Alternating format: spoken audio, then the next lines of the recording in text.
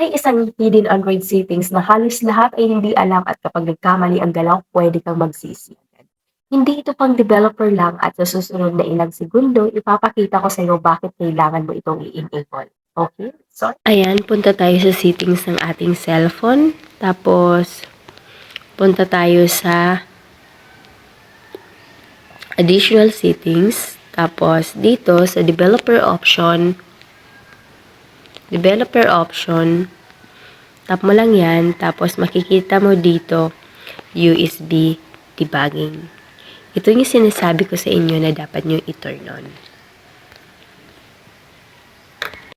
Bakit mahalaga ito? Kapag may problema ang phone mo, hindi ito madidetect sa PC, hindi mo mababackup ang buong data at mahihirapan kang mag-recover sa emergency. Pero kapag naka-on, pwede mo i-connect ng maayos sa computer, pwede ka mag-backup kahit may error, at pwede mong ma-recover ang data sa biglaang pangyayari. Pero huwag i-on basta-basta. Gawin lang ito kung ikaw ang gumagamit ng PC dahil kung mali ang connection, pwede ma-access ang phone mo nang walang pahintulot.